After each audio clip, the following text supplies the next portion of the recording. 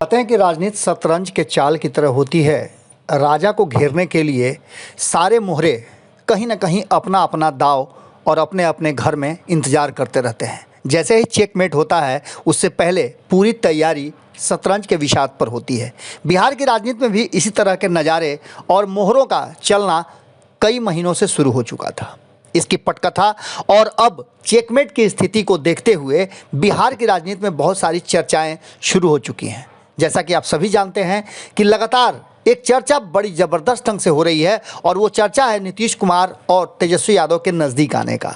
तेजस्वी यादव ने उससे पहले नो एंट्री का बोर्ड लगा रखा था, लेकिन अचानक से आपने देखा होगा कि किस तरह से तेज प्रताप यादव ने उस नो एंट्री के बोर्ड को हटा करके अपने चाचा नीतीश कुमार को निमंत्रण दिया था और निमंत्रण को स्वीकार भी किया नीतीश कुमार ने। भले ही राजनीतिक रूप से उनकी गठबंधन का हिस्सा नहीं बने हों, लेकिन इफ्तार पार्टी का हिस्सा तो बन करके उन्होंने इशारा जरूर कर दिया कि जब दिल मिल गए हैं तो दल भी मिल जाएंगे।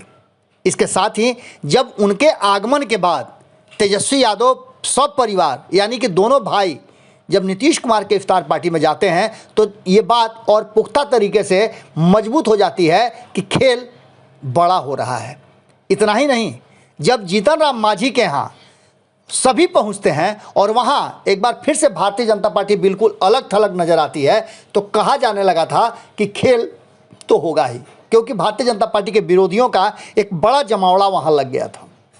इन सब के बीच में जो सबसे बड़ी बात है कि सीधे लालू प्रसाद को दिल्ली न रख करके इस बार पटना लाने की जो तैयारी की जा रही है, ताबड़तोड़ तैयारी है और पूरी व्यवस्था कर दी गई है। उससे ठीक पहले तेज प्रताप यादव भी राबड़ी देवी के 10 सर्कुलर रोड स्थित सरकारी आवास में पहुंच गए हैं। इसका सीधा मतलब आप समझ सकते हैं। जहां एक तरफ तेज प्रताप लगातार चर्चा में है, कई ऐसी बातों को लेकर के उनका ध्यान और बिहार की राजनीति में जो चर्चाएं चल रही हैं वो तेज प्रताप पर आकर के अटकी हुई हैं। और भीतर खाने में आपने देखा होगा कि किस तरह से नीतीश और तेजस्वी की लगातार मुलाकातें भारतीय जनता पार्टी को परेशान कर रही हैं। आपको बता दें कि सीधी तौर पे घेरने की सारी तैयारियां हो चुकी हैं और कहा यह जा रहा है कि नीतीश कुमार भी जिस तरह से भारतीय जनता पार्टी के साथ चलने में असहज महसूस कर रहे हैं, एक बेहतर अवसर होगा जब लालू प्रसाद आएंगे और सारी चीज़ें तय कर ली जाएंगी। यही कारण है कि लालू प्रसाद को सीधे पटना लाने की तैयारी चल रही है और उसकी पूरी की पूरी पटकथा और कहानी लिखी जा चुकी है। आपको बता दें कि सूत्र बता रहे हैं कि लालू प्रसाद के पटना आने के बाद सभी बातें खुल करके आपस में हो जाएंगी। बिहार में बड़े राजनीतिक उलट पलट की तैयारियां शुरू हो चुकी हैं और इन तैयारियों में आपको बता दें कि 2024 के चुनाव की और नीतीश कुमार को सामने लाने की तैयारी सबसे महत्वपूर्ण है। आपने देखा होगा कि किस तरह से प्रशांत किशोर ने अचानक से सारे खेल को अंजाम देने से पहले ही एक नया गेम प्लान रच दिया है और उन्होंने कांग्रेस को पूरी तरह से आज़ाद छोड़ दिया है। हालांकि पद न लेकर के उन्होंने कांग्रेस के साथ जुड़े रहने की जो बातें चर्चा में थी उस पर भी कहीं ना कहीं विराम लगाने का कोशिश किया है, लेकिन ये आधा सच है। पूरा सच ये है कि पूरी तैयारी चल रही है और इस तैयारी में कोई कमी नज़र नहीं आ रही है। सीधी तौर पे आपको बता दें तो बिहार में एक नए राजनीतिक धारा की शुरुआत हो चुकी है।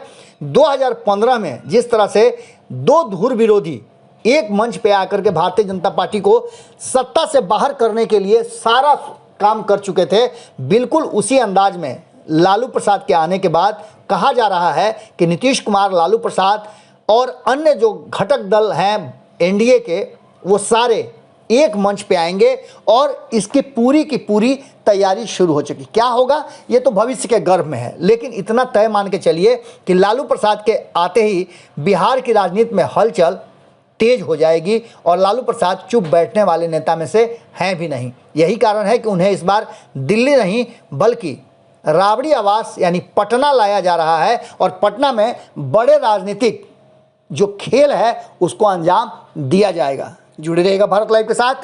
बहुत बहुत धन्यवाद। पसंद आई और वह बिहार के राजनीति और बिहारियत से सरोकार रखेनी तो सब्सक्राइब बटन दबा के चैनल के सब्सक्राइब कर ली। ओजे एगो घंटी बा, ओकरा बटन दबा देला से कुल सटीक और मारक खबर रुआ मुफ्त में मिल जाई। अगर रुआ पत्रकारिता के हमनी के नया प्रयोग में सहयोग कर चाहतानी तो ज्वाइन बटन दबा दी। पेटीएम नंबर नोट कर ली 9386816700। धन्यवाद।